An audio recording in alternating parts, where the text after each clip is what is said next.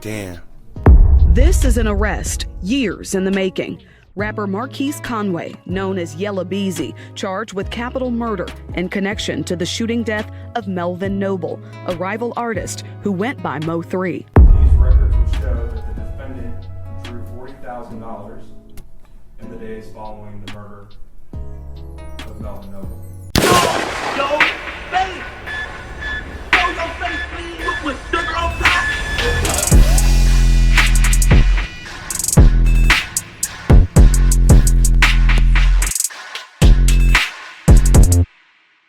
Alright y'all, now is it a little weird that the same day Yella Beezy appeared in court is the same day the surveillance footage of Mo3 being shot and unalived on the highway is released?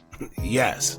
But to everybody's surprise, Yella Beezy actually don't seem like the guy that they want, despite him being picked up, and they lowered his bail to $750. It went from $2 million to $750. I don't know. Now something ain't right, but I can't put my finger on it. I never seen anyone with a $750 bail for these level of charges that he's facing. So it's either he's really not their guy or somebody dropped the ball. But the question now becomes, if they didn't have any hardcore evidence on him in the first place, why pick him up for it literally 5 years later? Right? Who dropped the ball that bad? Because what sense is it to pick someone up for unaliving, but come to find out they say, nah, we don't have enough evidence. And keep in mind, it's 5 years later, right? So like I said, something just doesn't make sense. However, we're going to get into this video real quick of Yella Beezy in court, and the judge basically lowering his bail, saying there's not enough evidence, and then it's been announced that somebody is willing to testify against him. Now, once again, I'm confused because they claim to have someone willing to testify against him, but then say it's not enough evidence. But if it's not enough evidence, what is the person testifying on him about? Right? Like I said, I don't know, man. We're going to get into the video, but before we do, make sure y'all hit that thumbs up button so we can get this video into the algorithm. And if you're not subscribed to the platform already, make sure you do so now. Let's get into it. Marquise Conway, the defendant, being present and involved in this conversation. The state's witness will testify to the amount of money that was to be paid for the murder. A state's witness will testify to the individuals responsible for the payment. That state's witness will also testify that Marquise Conway was one of the individuals responsible for a portion of that payment. A state's witness will also testify to the individual who was receiving this payment. The state's witness will testify that Keywan White was, in fact, the individual who received this payment, who was originally indicted in State's Exhibit Number 1, the probable cause which is before this court. The state's witness will also testify that Keywan White, or to who shot and killed Melvin Noble. This witness would also testify to Keywan White being the individual who shot and killed Mr. Noble on November 11th of 2020. Again, this conversation took place in the days following Mr. Noble's murder. The state has also had an opportunity to review bank records of the defendant, Marquise Conway. These records would show that the defendant drew $40,000 in the days following the murder of Melvin Noble. And for the record, that was a cash withdrawal. These records would correspond to the exact amount which the state's witness would testify to. Oh, so basically what he's saying is the $40,000, whatever state witness that they have, the $40,000 will line up with however much the state witness is telling that was paid for the hit of Mo3. All right, so anyway, quick recap for y'all that may not have caught it. The judge said that none of this is enough evidence, despite the $40,000 that was withdrawn from his account days after the Mo3 shooting. However, the judge during the court proceeding, and not in this clip right here, but They did tell Yella Beezy that he's gonna have to show better proof of his income and transactions as far as his bank, but that's a different matter.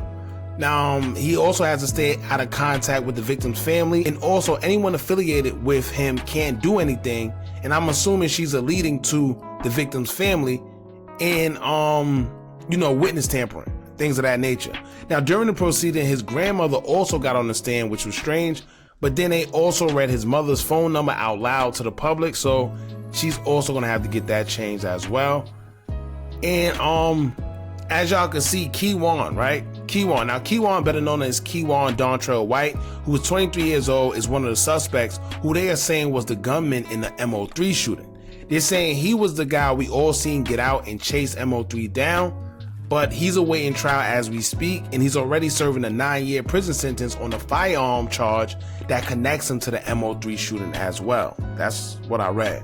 Now, the interesting part is that part of Yella Beezy's charges was that he was accused of providing payment to the two guys, Keywan White and Devin Maurice Brown Jr., but the only way they would know something like that is if someone told, right? Clearly someone's talking, clearly someone's providing information, because how else would the police know that they were paid for the hit?